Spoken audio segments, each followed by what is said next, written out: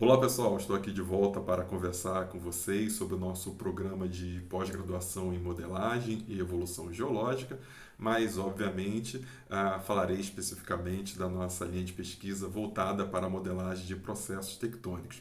Eu gostaria de iniciar com vocês para falar algo que é inerente a qualquer área de atuação na atividade científica, que é justamente a nossa aquisição de dados.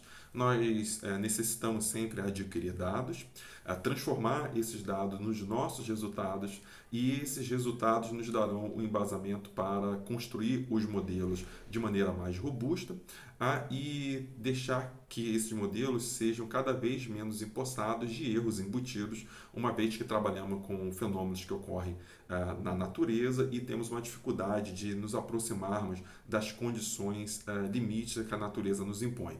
Então, nós sempre buscamos, claro, obviamente, identificar dados, e esses dados necessitam ser transformados no nosso conhecimento.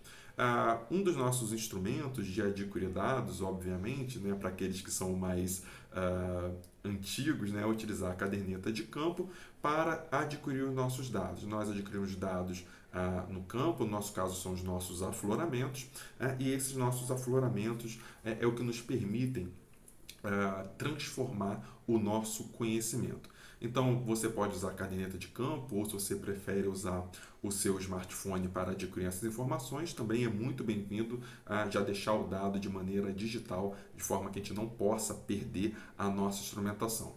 Na verdade, o que eu vou mostrar para vocês é uma conceituação em que nós adquirimos os dados no campo, né? Então, há uma série de indicadores cinemáticos, na verdade, são feições que nos permitem determinar o sentido de transporte tectônico em uma determinada área, e ali estão combinados tanto os nossos indicadores cinemáticos como as atitudes das estruturas.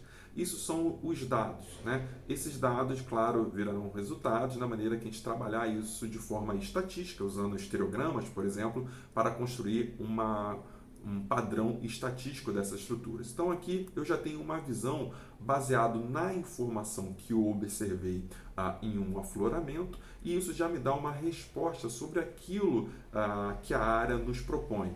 E é a partir desses dados que nós conseguiremos construir os nossos modelos, mesmo que eles sejam conceituais, de maneira cada vez mais empossada de maior certeza.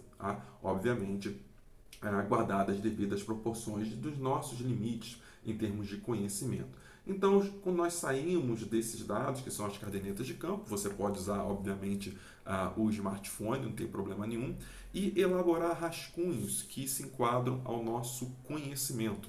Então, eu tenho aqui um rascunho, né, obviamente conceitual, de como as feições ocorrem em uma determinada área, né, que nós estamos trabalhando. Então, nós temos a visão, como nós enxergamos as estruturas, como elas evoluem ao longo do tempo e qual seria o modelo mais aplicado para feições com essa característica. Obviamente, obviamente isso aqui é uma interpretação, isso não é um modelo, mas ele pode chegar a um modelo conceitual de como nós identificamos.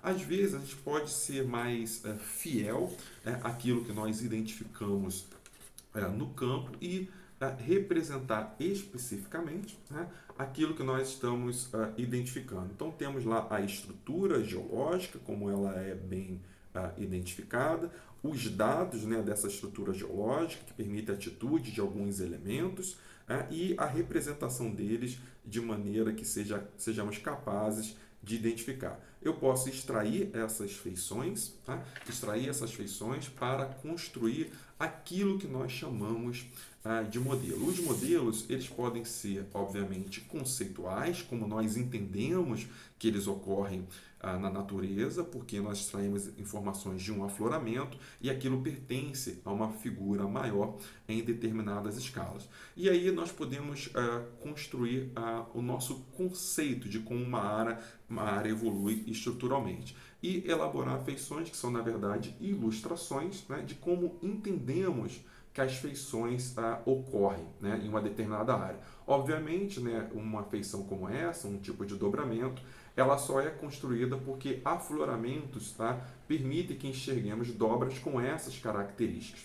E a maneira como nós identificamos os dados, né, nos permite elaborar como que essas feições evoluem de uma situação como essa para uma situação como essa aqui, em que há uma rotação ou, na verdade, uma distorção da figura original, que era aquele dobramento. Então, nós podemos sempre evoluir no nosso conhecimento, elaborando o que chamamos de modelos conceituais.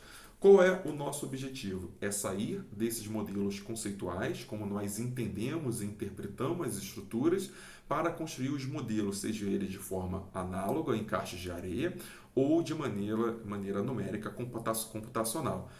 Para chegarmos a isso, né, para chegarmos como esses modelos podem ser construídos, precisamos ter uma robustez significativa dos nossos dados para que os parâmetros utilizados nas construções dos modelos sejam aqueles mais fiéis ou possível.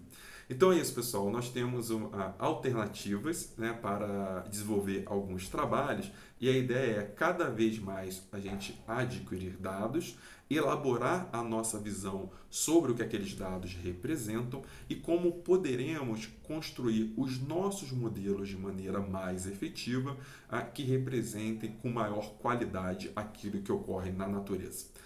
Tá certo, pessoal. Nós podemos nos encontrar agora em outra oportunidade, quando vier falar com vocês, muito provavelmente sobre esses modelos mais robustos, utilizando os dados de maneira mais efetiva.